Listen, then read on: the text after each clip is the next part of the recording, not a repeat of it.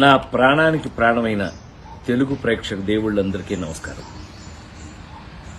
మొన్న Robin Hood pre release ఈవెంట్లో అనుకోకుండా డేవిడ్ వార్నర్ మీద నా నోట్లోంచి ఒక మాట దొర్లింది.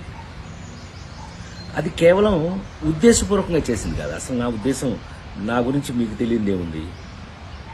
ఆ ఫంక్షన్కి వచ్చే ముందు మేమందరం కలిసి ఉన్నాం. ఎంత అల్లరి చేశాము అని అంటే గనక నితిన్ని అతన్ని మీరంతా నాకు పిల్లలు లాంటి వాళ్ళు అన్న అంటే గట్టిగా వాటేసుకుని నేను మెదకుండా ఉండకుండా నువ్వు యాక్టింగ్ చేస్తున్నావు కదా, నువ్వు యాక్టింగ్లోకి రా, నీ సంగతి చెప్తానన్నా.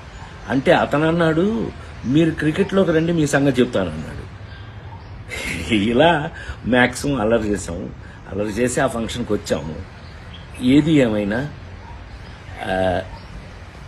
I love David Warner. I love his cricket. David Warner love our films, love our acting. So మేము నాకు తెలిసి ఒకళ్ళకి ఒకళ్ళు బాగా క్లోజ్ అయిపోయాం.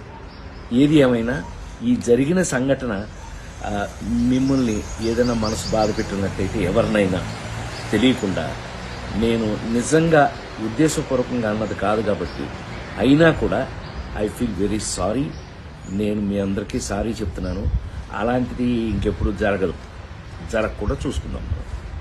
కానీ 28వ తారీఖున రాబిన్హుడ్ సినిమా మాత్రం తప్పకుండా చూడండి, మా అందరి కోసం.